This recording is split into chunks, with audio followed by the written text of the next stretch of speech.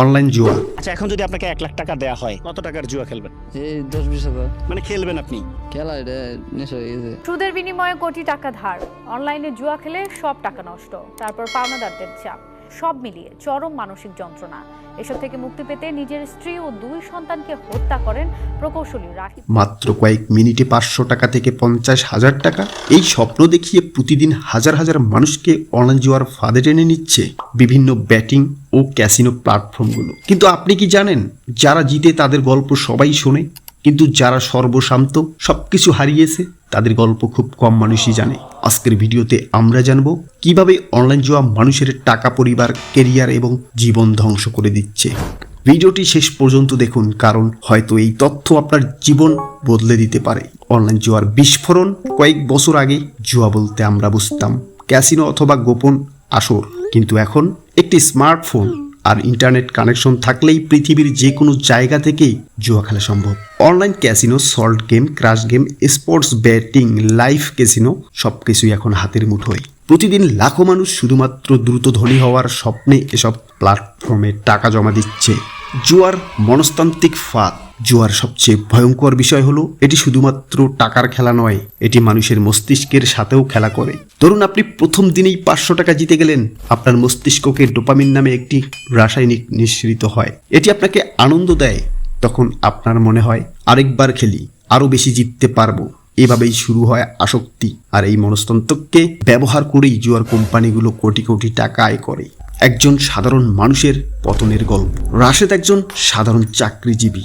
বন্ধুর মাধ্যমে সে একটি বেটিং অ্যাপ সম্পর্কে জানতে পারে। প্রথম সপ্তাহে সে 3,000 টাকা লাভ করে। মনে হয় এটাই আমার অতিরিক্ত আয়ের উৎস। তারপর শুরু হয় বড় অঙ্কের বেট। এক সময় লাভের বদলে ক্ষতি শুরু হয়, কিন্তু সে থামতে পারে না, কারণ সে ভাবতে থাকে হারানো টাকা আজই তুলে আনবো। কয়েক মাস পর সঞ্চয় শেষ, ধার শুরু, পরিবারের আসক্তি, মানসিক চাপ। শেষ পর্যন্ত সে বুঝতে পারে জুয়ার টেবিলে সবচেয়ে বেশি হারে সেই ব্যক্তি যে ক্ষতি পুষিয়ে নেওয়ার জন্য বারবার ফিরে আসে। রাশেদের সেই গল্পের ন্যায় আপনাদের জীবনের সাথে মিলে গেলে কমেন্টে জানাতে ভুলবেন না। কেন অধিকাংশ মানুষ হারেই? একটি প্রশ্ন, যদি সবাই জেতে তাহলে ক্যাসিনো কোম্পানিগুলো এত লাভ করে কিভাবে? উত্তর খুব সহজ। প্রতিটি জুয়ার খেলায় হাউসার্স থাকে, অর্থাৎ নিয়ম এমনভাবে তৈরি করা হয় যাতে দীর্ঘ মেয়াদে কোম্পানি লাভবান হয়। কিছু মানুষ সাময়িকভাবে জিততে পারে, কিন্তু দীর্ঘ মেয়াদে অধিকাংশ খেলোয়াড়ই হারবে। এটাই পুরো ব্যবসার ভিত্তি।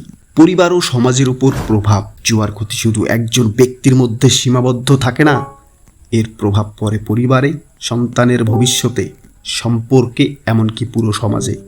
অনেক পরিবার ঋণের বোঝায় ভেঙে পড়ে, অনেক মানুষ মানসিক অবসাদে আক্রান্ত হয়, কেউ কেউ জীবনের প্রতি আশা হারিয়ে ফেলে। জুয়ার কোম্পানিগুলো কিভাবে মানুষকে আটকে রাখে? Free spin, free bonus, cashback, referral commission, এসব অফার কেন দেওয়া হয়? কারণ কোম্পানি জানে একবার কেউ অভ্যাসে পরিণত করলে সে ভবিষ্যতে অনেক বেশি টাকা হারাবে। তাই প্রথমে তারা আপনাকে ছোট লাভ দেয়, তারপর ধীরে ধীরে ক্ষতির দিকে ঠেলে দেয়।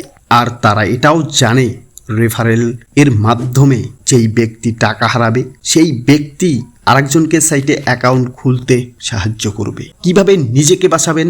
যদি আপনি আপনার পরিচিত কেউ অনলাইন জুয়ার সাথে জড়িয়ে থাকে, জুয়া অ্যাপ আনইনস্টল করুন। আর্থিক লক্ষ্য নির্ধারণ করুন, সঞ্চয় ও বিনিয়োগ মনোযোগ দিন। পরিবার ও বন্ধুদের সাহায্য নিন, প্রয়োজন হলে কাউন্সেলিং গ্রহণ করুন। মনে রাখবেন, টাকা হারানোর পর আরও জুয়া খেলে সেই টাকা ফেরত আনার চেষ্টা সবচেয়ে বড় ভুল। অনলাইন জুয়া দ্রুত ধনী হওয়ার রাস্তা নয়, এটি এমন একটি ফাঁদ যেখানে কিছু মানুষ সাময়িকভাবে জিতলেও দীর্ঘ মেয়াদে অধিকাংশ মানুষই হারে।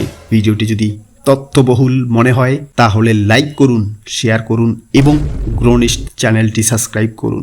আপনার একটি শেয়ারে হয়তো কাউকে জুয়ার ভয়ঙ্কর ফাঁদ থেকে